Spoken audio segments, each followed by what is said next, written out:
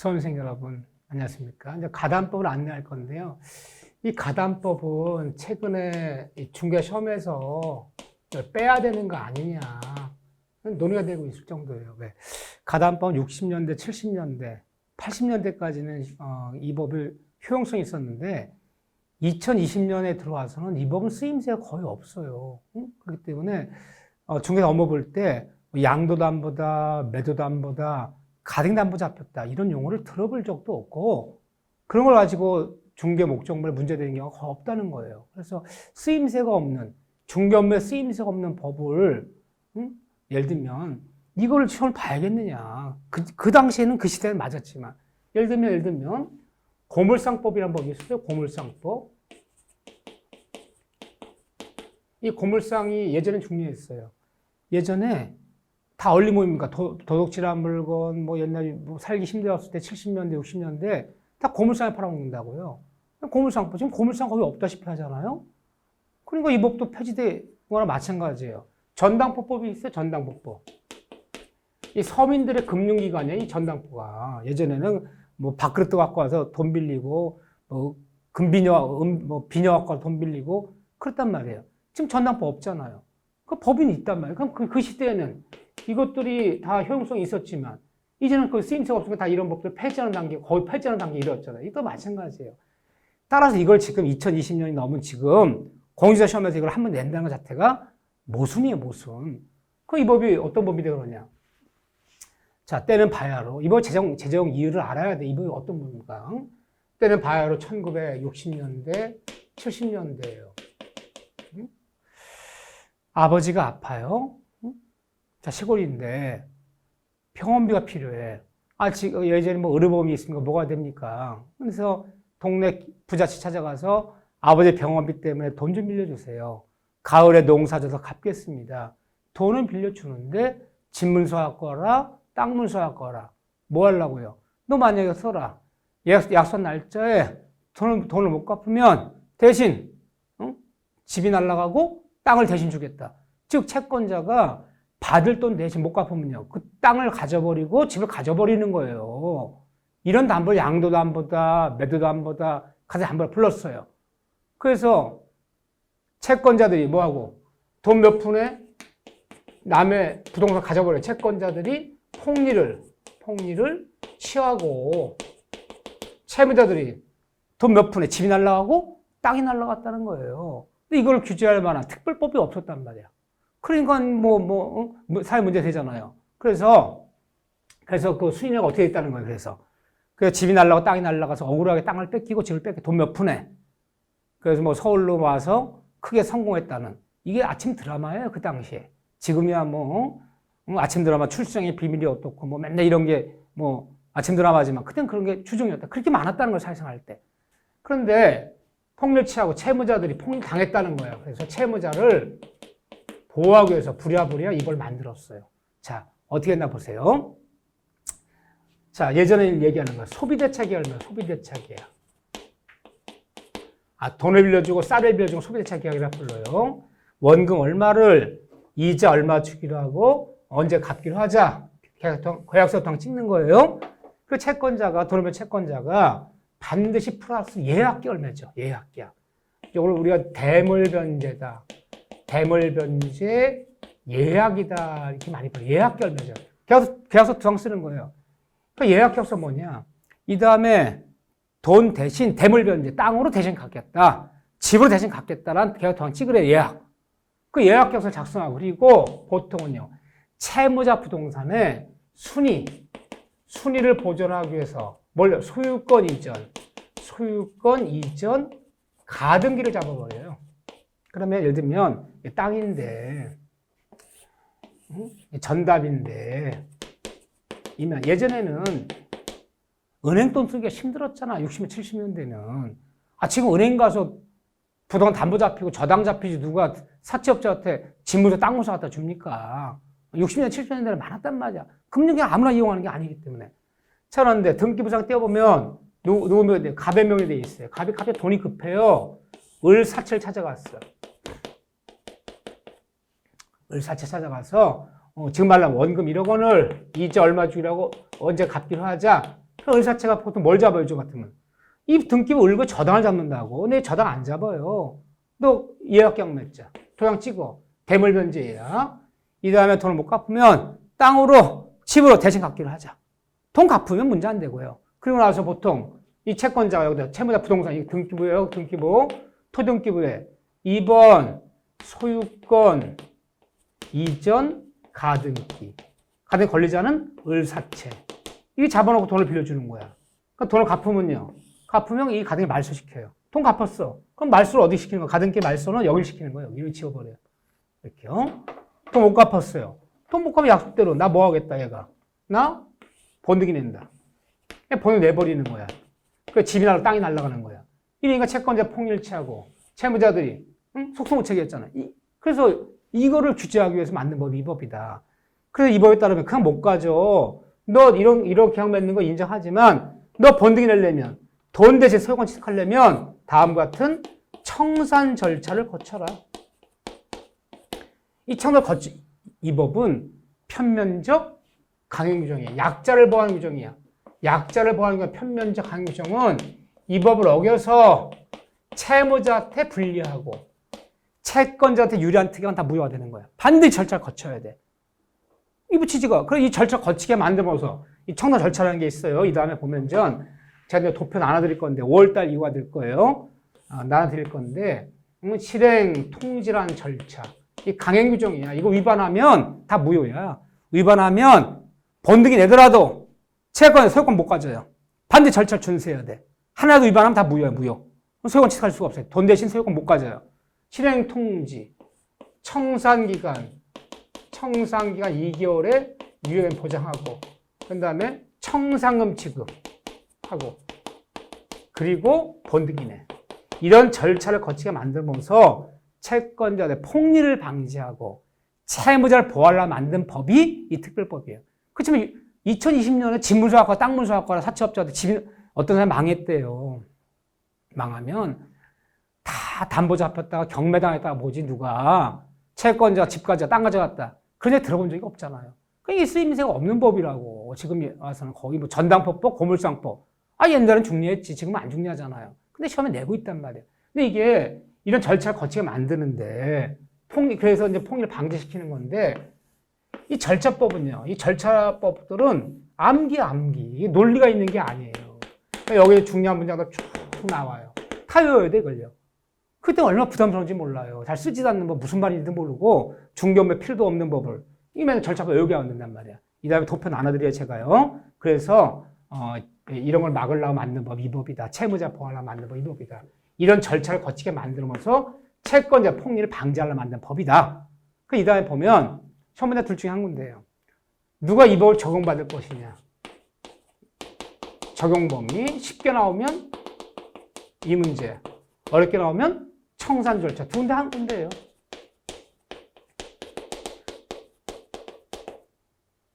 근데 문제는 이 청산 절차는 암기를 해야 돼요. 그러니 이해도 안 되고 잘 쓰임새도 한 번 외우려니 외워도 까먹고 시험은 나오고 그러니까 할 수 없이 제가 도표 한 장 그려서 이 화살표 그려서 중요한 문장들 몇 가지 영어 수거 외우듯이 그냥 이렇게 밑줄 그어놓고 몇 번 이거 반복하자. 이 청산 절차. 일단 포인트 여겨야 된다는 거. 이게 안내만 하는 거예요. 그래서 어쨌든 한 문제. 이런 법이다. 자, 이제 두 번째는 이거 소개를 했고. 자, 이 법이 굉장히 어려워. 읽으면 이해도 안 돼요. 법조문은 복잡히. 그림으로 제가 이렇게 하나 정리해주면서 몇 가지 암기를 정리해줘야지. 법조문은 엄청 상세해요. 집합건설법이라 부르는 게, 이거 법은 좀 중요할 수 있죠. 왜? 자, 건물에는 단독 건물이고 집합 건물이 있어. 아파트, 연립, 빌라, 오피스텔 다 집합 건물이야. 근데 현대사에서는요. 내가 아파트 상가에서 오피스텔, 빌라, 이게 중개 안 할 거예요? 그러니까 집합 건물이 너무 많다고. 그러니까 용어를 쓸 줄 알아야 된다는 거야. 우리가 뭐 주택관리 업무 보기 위해서 아파트 관리 소장되기 위해서 배우는 법인데 이게. 그렇게 상세히 들어갈 필요는 없지만 우리가 그래도 집합 건물에서 용어 뭐 대지권이 뭔지, 공용부분이 뭔지, 전용부분이 뭔지, 관리단이 뭐 하는 역할을 하는 건지, 관리인이 뭔지, 아파트 연립 빌라 재건축할 때는 어떤 문제가 있는 건지, 이게 몇 가지 용어는 알아야 된단 말이야. 중개법을 용어를 써야 되니까. 그런 취지에서 이걸 내는 건데, 예를 들면 33인데 두 문제 냈는데 한 문제는 알아볼 수도 없는 문제를 내요. 이 법조문 66개 법조문이야. 내려면 끝도 없어요. 생각해보세요. 주택관리사들이 그 시험 봐서 들려면, 관리소장 들려면 얼마나 상세히 공부를 해야겠습니까? 근데 우리는 한 문제 나온단 말이야. 우리 두 문제를 내는 것도, 우리가 이제 어불성설인데, 두 문제 나오게 돼요, 어쩌다가. 근데 어쨌든, 집합법은, 용어를 알자는 거예요, 우리가, 사실. 근데 어려워요. 법조문이 66개나 있어. 한 점 한 점 다 봐야 되는 거 아닙니까? 이거만 있겠습니까? 관련된 판례들이 있고요. 끝도 없다고. 그러니까 상세 공부하자면 민법 총칙 절반 정도로 공부하셔야 돼. 그렇게 투자할 수가 없잖아요. 그래서 저는 딱 이 다음에 찍어요. 공용범위 뭐냐? 공용범위 뭐냐? 예를 들면 뭐 복도의 대립에 노인정 관리실 같은 공용범위, 공도를 쓰는 부분 요거. 그 다음에 관리단 뭐 요즘 뭐 김부선법이 어떻고 뭐 비리가 심해서 뭐 경비도는 아파트 관리단들 감사해서 회계에서 장부 감사한다. 다 돈 다 떼먹는다. 소장이랑 누가 관리단, 동대표회장, 관리인, 부정비가 많다고 뭐 이런 사람들이 이제 재건축을 하면 재건축 조합장이 되는 거예요. 이게요. 비리 많잖아. 관리단, 관리인 요거 굳이 말하자면 요거. 이다 보면 그래도 재건축 정도는 알아야 돼요. 응? 재건축할 때 정족수가 어떻게 되는 건지, 어떤 건물 재건축할 수 있는 건지, 재건축할 때 보상은 어떻게 주는 건지, 이건 알아야지. 그래도 세 군데예요. 이거 말고도 법조문 엄청 많은 의결권, 정족수가 뭐 5분의 4냐, 4분의 3이냐, 뭐 과반수냐, 뭐 회의록 어떻게 작성하는 거냐. 예를 들면 대지권, 아파트 대지권 어떻게 되냐. 대지권 얘기는 등기법에서 배워요. 등기법. 굉장히 복잡한 얘기 많아요. 그런 거 내면 끝도 없는 거야. 근데 여기 딱 세 군데만 우리가 이제 볼 건데, 자, 집합법이 그래서 아파트 연립 빌라인데, 자, 용어들 몇 가지 봅시다. 여기 굉장히 부담스러운 파트예요. 일단 배워보면. 근데 일단은 구분 건물이 뭔지, 구분 소유권이 뭔지, 전유 부분이 뭔지, 공용본이 뭔지 용어들부터 보자고요. 자, 우리 한동의 건물이라 불러요. 한동. 여기에 뭐 현대 아파트 가동이라고 합시다. 가동. 이 한동 전체를 부를 때는, 이 건물 전체를 부를 때는 이거를 집합 건물이다. 이렇게 부르는 거예요. 그래서 우리가 건축물 대장에는 두 가지가 있어요. 단독 건축물 대장이 있고 집합 건축물 대장이 있어요. 집합 건물이라 부르는 거예요. 한동 전체를 부를 때는. 내가 현대 가동 3층 301호를 분양받은 사람이야. 그러니까 내 거만 부를 때, 여기 3층이에요. 내가 3층 301호를 분양받아서 내 거만 부를 때. 내 거만 부를 때는 구분 건물이다 이렇게 부르는 거예요. 구분 건물. 전체를 부를 때는 집합 건물. 내 거만 부를 때는 구분 건물이야 이렇게 부르는 거예요. 그러면 구분 건물이 되려면 아무 구분 건물이 되는 거냐? 이 두 가지 갖춰져야 구분 건물이 되는 거예요. 상하를 구분해서 아래 위를 잘라서 보세요. 상하를 구분해서 아래 위를 잘라서 상하를 구분해서 요 부분이 상하를 구분해서 요 부분이 구분 건물이 되려면 구조상 이 독립성이 있어야 돼. 구조 독립이 되어 있어야 돼요. 독립성, 구상 독립성. 그리고 이용상, 기능상이라고 해요. 기능상, 이용상, 독립성. 이 두 가지 구비해야 돼요. 반드시. 이 두 가지 구비해야지만이 구분 건물이 될 수 있는 거예요. 이 둘 중에 하나만 갖추면 안 돼. 엔드. 이것도 갖춰야 되고 이것도 갖춰야 돼. 이런 데가 뭐가 있습니까? 구분 건물이 되려면 물리적으로, 이건 물리적 요건이야. 물리적으로 볼 때 이 두 가지가 안 갖춰지면 절대 구분 건물이 안 돼. 상하를 구분해서 구상 독립성이 있고 플러스 그리고 이용상 독립성 두 가지가 구비되어야 구분 건물이 된다. 그럼 이런 데가 뭐가 있습니까? 아파트, 연립, 빌라 같은 거. 그러면 물리적 요건을 구비해. 이건 최소 요건이야. 그리고 플러스 그리고 구분 소유자. 요거 구분 건물이라 부르고 내 거만 부를 때 나는 구분 건물이야. 구분 소유권이야. 이렇게 부르는 거예요. 구분 소유권. 내가 아파트 3층 301호에 구분 소유자야. 구분 소유권이야. 이렇게 부르는 거예요. 그 다음에 이거만 갖췄다 다 구분권이 되는 거 아니에요. 이 구분 소유자예요. 구분 소유자의 구분 의사가 있어야 되는 거야. 요거까지 있어야지 구분권이 되는 거예요. 물론 이거는 최소 요건이고 반드시 갖춰야 되는 요건이고. 무슨 말이냐. 내가 내 땅에다가 3층짜리 건물을 졌어요. 주거용을 졌는데, 물론, 방마다 다 벽 막혀 있고, 101호, 102호, 201호, 202호, 집 6채야. 근데 이게 단독 건물이 될 수 있어요. 이 독립성이 갖췄지만, 내가 등기를 낼 때, 그냥 표제 갖고 울고 하나로 내버렸어. 그럼 그건 3차 단독 건물이 되는 거야. 근데 내가 등기소 가서 101호, 102호, 200호, 200호 다 따로따로 등기를 만들었어. 그럼 구분 건물이 되는 거야. 그러니까 물질 조건을 갖추고 나서도 이게 소유자 의사에 따라서 단독 건물로 등록될 수도 있고 이게 구분 건물로, 집합 건물로 등록되고 그리고 소유자 의사가 달려 있는 거지. 달려 있지만 어쨌든 구분 건물이 되려면 이건 갖춰야 돼. 갖추고 나서 이걸 갖췄지만 단독 건물로 등기할 수도 있고 구분 건물로 등기할 수도 있고 소유자 의사에 따라 좌우되는 거예요. 이게 3층짜리 구분 건물이 될 수도 있고 3층짜리 단독 건물이 될 수도 있는 거예요. 그런데 갖춰야 되는데 한번 영어를 써볼게요. 자, 어쨌든 구분 건물이다, 구분 소유권이다, 집합 건물에 부르는데 우리 구분 건물은 내가 3층 301호가 만약에 요즘 제곱미터 쓰지만 84제곱미터 평으로 쓸게요 그냥. 32평을 분양받았어요. 분양받으면 이 구분 건물은 세 부분으로 이루어졌어. 세 부분으로. 하나는 분양은 이거예요. 그럼 내가 평당 1,000만 원씩 분양받으면 3억 2천 내는 거지. 분양대금. 응? 그 내가 입주에 들어오면요. 이 구분 건물은요. 전유 부분이라는 게 있어요. 전유 부분. 32평 중에 전유 부분이 있어요. 사람들이 뭐라고 해요? 전유 부분. 전용 면적이라고 불러. 전용 면적. 야, 실제는 30평 분양받았지만 다 빠져버리고 전용 면적은 전유 부분은 25.7평이래. 전용 면적은 59제곱미터래. 84제곱미터래. 나홀로 쓸 수 있는 공간. 현관문으로 나올 수 있는 공간. 요게 만약 평으로 얘기할게요. 뭐 25.7평이 나왔대. 그럼 6.3평 어디가 있는 거야? 다른 데 빠진 거야.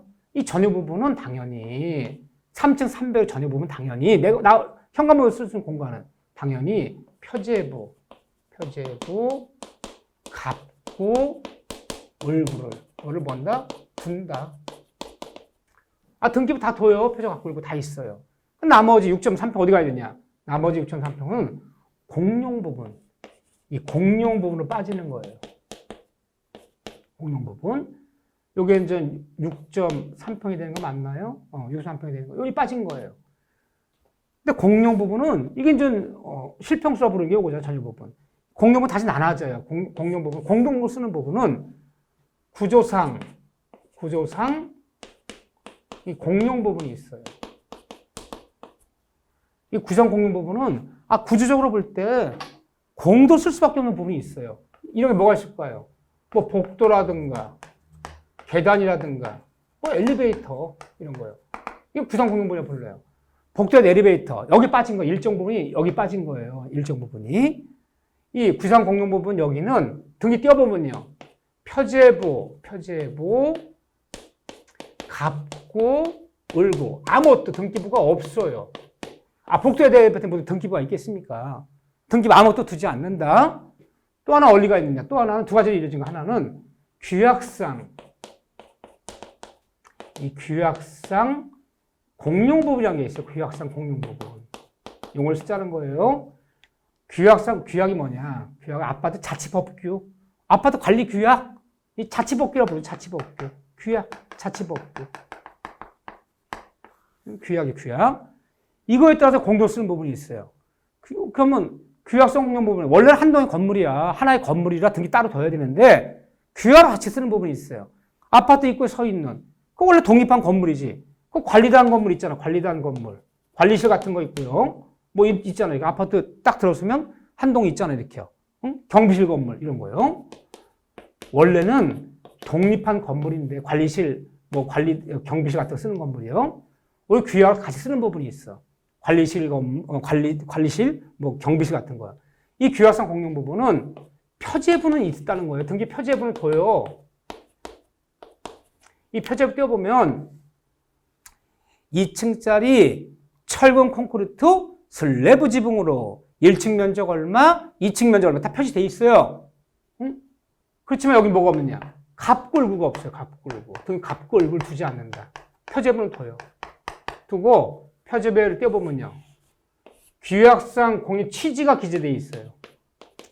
단지 전체의 공용 부분임 이렇게 딱 기재가 되어 있어요. 근데 그럼 어쨌든 얘는 이건 두는데 갑굴구 없다는 얘기가 뭐냐? 여러분들 등기를 배워보시면요. 등기 갑굴구는 권리의 득실 변경. 소유권이 어떻고 저당권이 어디 막 이런 기록하는 거 아니야. 그러면 얘들은요. 등기를 잡을 수가 없지. 갑굴구 없다면 뭐 득실 변경을 부동 등기하지 않는다. 등기부 있어야지 등기부에 기재를 하지. 여기다 기재하는 건데. 그래서 얘네 득실 변경은 이 전유분의 처분에 따르는 거예요. 얘는 함께 움직여야 되는 거예요. 그럼 내가 짐작하는 거예요.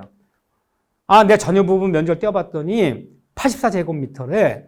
평수를 계산해봤더니 남들은 25.7평 나오는데 얘 25.7평 나오니까 6.3평은 여기 가 있겠군. 라고 짐작하는 거지. 등기부에 기재가 안 돼. 따라서 이 공용 부분은 이 전유 부분과 항상 처분의 일체성을 가진다. 같이 움직여야 돼. 즉, 둘 중 하나만 분리, 처분되는 거는 있을 수가 없는 거죠. 자, 보세요. 자, 내가 사람한테 그랬어요. 내가 25.7평 팔겠다. 5억에. 근데 복도에 대한 엘리베이터 나가 있는 6.3인데 안 팔게. 말이 안 되는 얘기잖아. 저기 내가 전유 부분 안 팔고 내 공용 부분에 6.3은 나가 있거든. 너 2천만 원 먼저. 이거만 팔게. 너 소유권 가져가. 말이 안 되잖아요. 그래서 전유 부분, 공용 부분은 전유 부분의 처분에 따른다.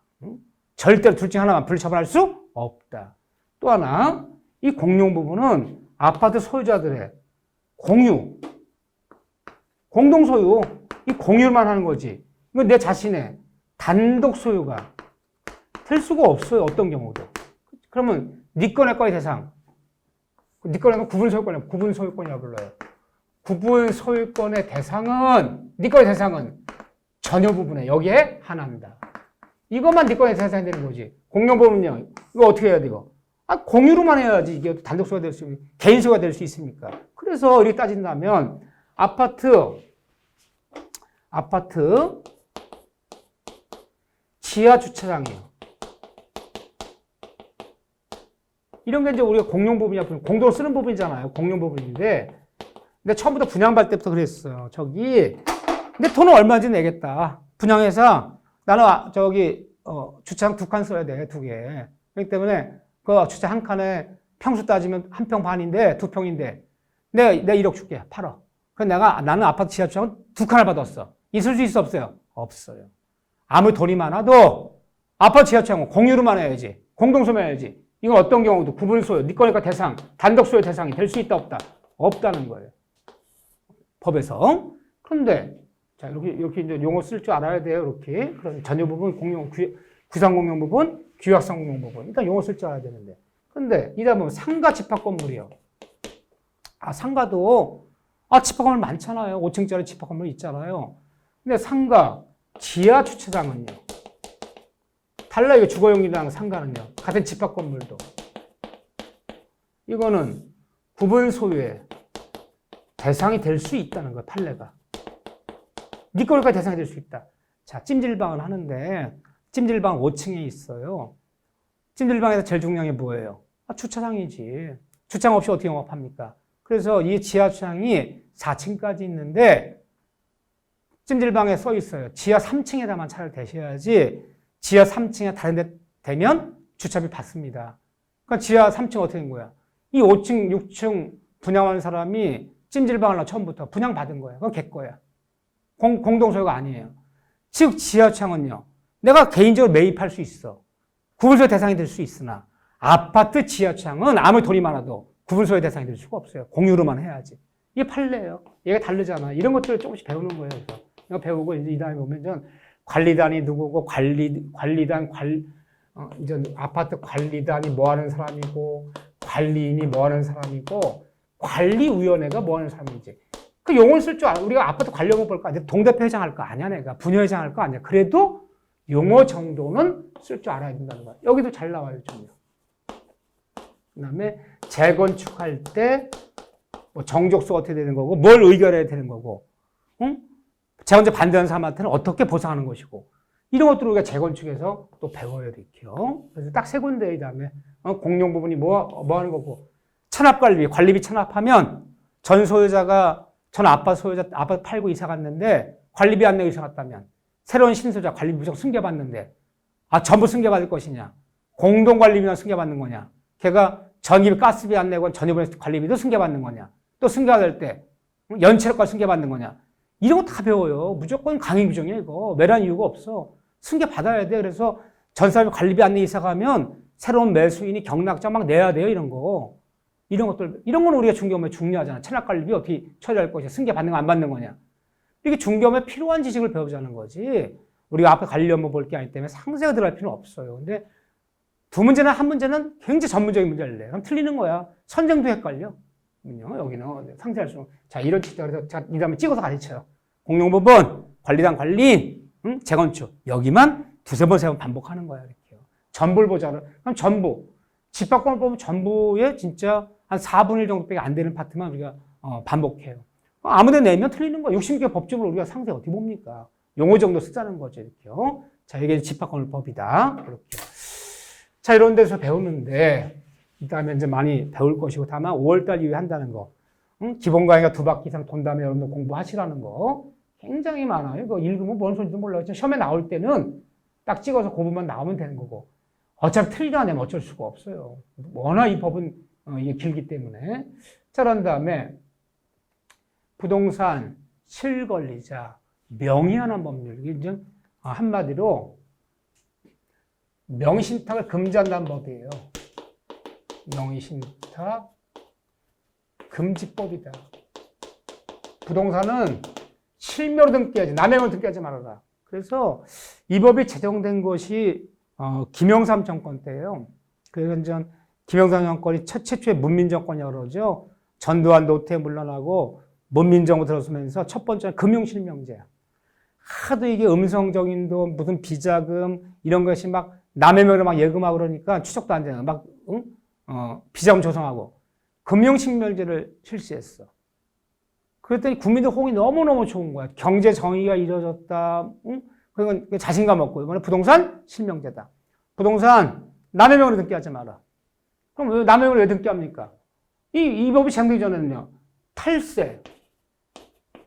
내 명으로 다 부동산 있으면 종합부동산에 내지 않은 탈세 또는 투기.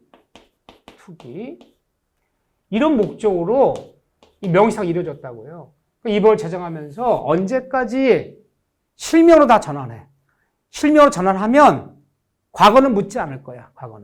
과거에는 묻지 않고 세금 안 물려. 근데 실명 유예기한이 지났어. 이제 걸리면 작살 낼 거야. 유예기한 1년 정도 줬어요. 자, 그래서 이제 부동산 실명 등기에서 탈세 투기를 방지하자. 이런 목적으로 제정됐어요. 그리고 이 법은요. 벌칙도 강해야지, 벌칙이. 그래서 만약에 부동산 실명 등기하지 않았어. 응? 예를 들면 내 거를 친구명으로 등기했어. 내 거를 친척명으로 등기해서 걸렸어. 명의사한테 걸렸다. 그럼 벌칙이 양벌 규정이야. 이것도 우연 문제가 많이 되는 거야.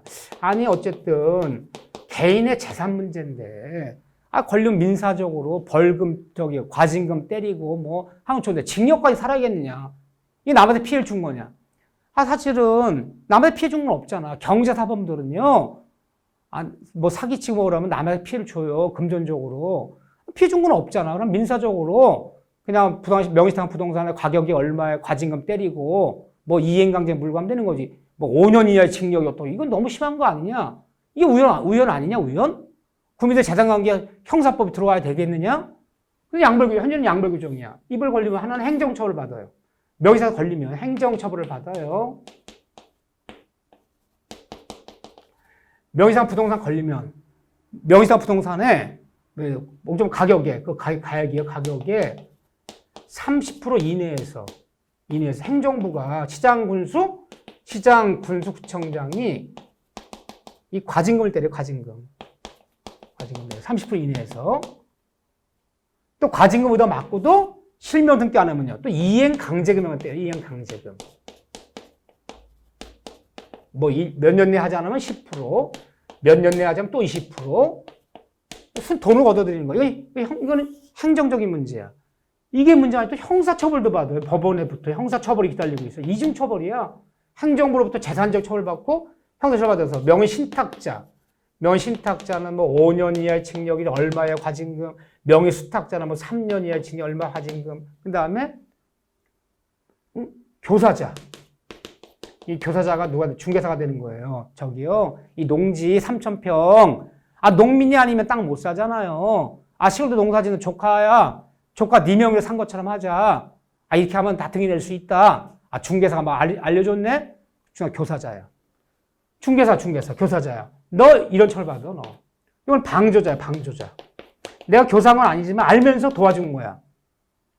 매달 쫓아가서 내가 땅은 살 테니까 매매대금 10억 주겠다. 근데 등기는 내 명의가 아니라 조카 명의로 하는데 좀 협조해달라, 매도인씨. 그래 내가 땅을 산다. 안 그러면 안 산다. 그럼 어떻게 해주면 되겠니? 아, 계약서에 계약서에 그 매수인을, 매수인 내 이름에 조카 명의 적어주고, 아, 부동산 매도 인감 증명을 조카 명의로 따두라. 내가 교사는 아니지만 알면서 방조한 거 도와줬어. 땅 팔아먹으려고요. 방조자. 걸리면 수탁자랑 똑같은 처벌 받아요. 다 처벌받는 거 걸리면 형사처벌 다 받아요. 이렇게요. 이렇게 해놨어요. 이렇게요. 이렇게. 그래서 이런 걸 방지하게 만든 법인데, 다음 이 법도 특례를 인정해. 특례. 명의상 했어. 내 명의로 등기하자가 남의 명의로 등기했어. 남의 명의로 등기할 때는 다 이런 목적이 있는 거예요. 근데 특례 인정해서 명의신탁 했더라도 남의 명의로 등기한 거예요. 명의신탁 했더라도 처벌하지 않겠다.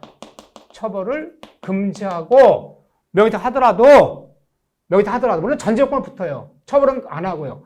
그 명의신탁 목적이 법령 회피, 법령 회피, 탈세 이런 목적이 아니었다면 이란 전제부터였다면 특례 인정해서 처벌하지 않고 그 유효성을 인정해주겠다. 해도 이거는 처벌하지 않고 유효하다는 거예요. 이런 목적만 아니었다면 딱 3명 인정해요. 배우자. 아, 남편이 벌어온 돈이야. 직장생활에서 30년간. 근데 그 명의를 집을 살 때 부인 명의로 집 샀어. 그건 명의신탁이지, 이게. 부인이 돈 번 거 아니잖아. 그냥 배우자끼리 특례 인정에 처벌하지 않고 유효 인정하는 거예요, 배우자. 여기 배우자가 있고. 여기 뭐가 있냐면, 종종이 있어요, 종종 땅. 종종 땅 누구 등기해야 돼? 종종명의 등기해야 돼, 종종명의로. 남영시, 문정오파, 소종종, 이렇게요. 근데, 종종명의로 등기낼 수 있어요. 종종이 법인 등기가 나지 않았더라도 특례법 적용해서 종종 대표자하고 있다면 남영시 문정오파 이 등기 받아줘요. 근데 종종명의 땅을 종손명의로 해놔요. 종손명의로 등기했어요. 이게 명의사기잖아. 실제가 일치하지 않잖아. 하지만 이런 목적만 아니었다면 인정하고 처벌하지 않겠다. 종종. 그 다음에 초창기에는 이게 안 들어갔어요. 딱 2명만 특례 인정했어. 처벌하지 않고 해도 괜찮다. 종교단체가 난리가 났어. 응? 예를 들면, 아, 교회는 교회 명의로 등기해야 되는데, 목사 명의로 등기해서 목사 명의로. 아, 목사 땅은요? 아, 목사 개인 명의로 등기해야지 교회 명의로 등기하면 안 되잖아요. 우리도 특례 인정해달라. 아, 우리 대한민국 종교단체 무섭거든. 아, 조계종 이런데요? 불교도 땅 많아요? 기독교도 돈 많아요? 종교단체. 하나 이거 추가해버렸지, 나중에. 한 10년 지나서 추가해줘서. 종교단체는 탈세, 투기 목적이 아니라면 명의사 하더라도 처벌하지 않고 그 유효성을 인정해주겠다. 특례 인정만 딱 3명이에요. 배우자, 종교단체는 처벌하지 않는다.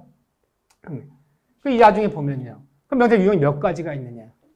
나중에 유형이 3가지가 있어요. 그래서 이자 간에, 양자 간에, 양자라 불러요. 양자 간에 명의신탁. 유형은 다 사례 문제예요. 3자 간에, 3명이 얽혀 있어요. 3자 간에 명의신탁. 명의신탁자, 명의수탁자, 부동산 매도인 3명이 얽혀 있어요. 이 3자 명의신탁, 이걸 또 뭐라 보냐. 중간 생략형 명의신탁. 그런 다음에 계약 명의신탁. 계약 명의신탁. 요 3가지가 있어요. 다 사례 문제거든요.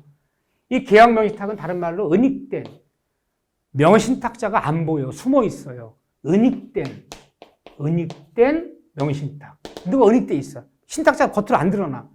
3가지 유형을 배우는데 문제는 물론 이 다음에 많이 볼 건데 이 명의신탁 문제는요. 이 등기법을 알아야 돼요. 공시법 등기법을 알아야 되고 민법에서 물권법. 이 물권법을 완벽하게 알아야 돼요. 물권법을. 그리고 민법 총칙도 알아야 돼요. 총칙. 뭐 불법 원인급여가 뭔지 총칙도 알아야 돼요. 계약법도 알아야 돼요. 계약법도. 즉 이것이 모두 안다는 전제하에 이게 시작돼요. 그 명의탁은 굉장히 어려운 법이에요. 또 시험 문제도 거의 출제에 따라 몇 번에 나옵니까? 80번 마지막 분인데 마지막. 물론 3, 2, 3 했던 79번. 마지막 두 번째 나왔어요. 맨 마지막 문제 명의탁 문제예요. 또 시험 문제가 거의 사례 문제를 물어요. 가뜩이나 법도 어려운데 가불병정 논하시오. 80번이면 시험 끝날 때야. 100분을 수업을 주지만 시험 시간에 1번 40번까지 학계론이에요. 41번 80번은 민법이야. 맨 마지막 문제 풀지도 못하고 나와. 시간이 없어갖고요. 근데 또 문제도 어려워. 사례 문제에다가 출제 경향이 상급 문제를 내요. 상급 문제. 보통 8점 이상짜리 문제를 내버려. 내용을 이해하기도 어렵고 이게 다 종합적으로 이게 다 아는 전자에 이걸 배워야 돼요. 논리도 어려운 데다가 또 사례 문제인데 맨 마지막 문제 시간도 없는데 문제 난이도도 어려워. 그러니까 진퇴양난이야 이거는. 그래서 이 명의탁 문제는 공부할 때는 나름대로 재미있어요. 어렵기도 하지만 이게 실전에 필요한 거니까 명의탁 할 수도 있거든. 근데 시험 문제를 맞추기는 어려워. 이게 좀 그런 문제점이 좀 있다는 거. 근데 명의탁 문제는 하지만 민법 문제뿐 아니라 중요한 실무. 2차 과목 중국에서 실무에서도 물어요. 더블 양쪽에서도 물어요. 양쪽에서. 그렇다 그렇지만 어쨌든 이게 완성되는 것은 마지막. 이런 것이 어느 정도 돼야 돼. 이런 것들 적어도 제가 볼 때는 50점 이상 점수가 나와졌을 때 이거 할 수 있는 거지. 이런 것들이 전제가 안 되면 이건 이해할 수가 없어요. 그래서 이 다음에 그림 그려가면서 상세히 볼 거지만 역시 실명등기법도 좀 뒤로 밀어놓는 거야. 민법이 좀 등기법까지, 공시법 등기법까지 좀 완성된, 굳이 말하자면 시험이 10월 말이라 그러면 한 6, 7월 정도 들어와서부터 이제 문제도 풀어보고 좀 이제 신경 쓰는 거야. 제일 마지막에 할 공부가 실명등기법이다. 가장 이것이 종합학문이고, 난해하기도 하지만 이걸 다 알아야 된다니까요. 그래서 좀 가장 공부로 놓고 볼 때는 실명법은 7월달 정도부터 신경 쓰는 게 좋겠다. 그전에는 봐도 모래성 썩히고 봐도 잘 이해도 안 되고 봐도 잊어먹어요. 여기 좀 순서가 있는 거다. 이렇게 종합 안내를 좀 거쳤는데 다음번 만날 때는 기본설 가지고 이제 본게임 들어가는 거예요. 하나하나씩 짚어가면서 저는 항상 해마다 시험에 잘 나오는데 별표 3개, 2년마다 별표 2개, 10년에 한 번 나오고 7, 8년에 한 번 나오면 별표 하나. 별표 쳐줘요, 이렇게. 그러면 여러분들 공부할 때는 별표 3개짜리 먼저 하는 거야. 그 다음에 별표 2개짜리 먼저 하는. 시간 나면 하나짜리 하고, 안 나면 못 보고 할 수도 있지.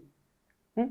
보는 것이 원칙이지만 60점 이상이면 61점마저도 붙는 거잖아요. 이렇게요. 여러분들 순서가 있다. 그렇게 딱딱 그 양을 좀 줄여준다는 거. 네. 그렇게 해서 기본 강의 갖고 여러분 만나기로 하겠습니다. 자, 여러분들 수고하셨습니다.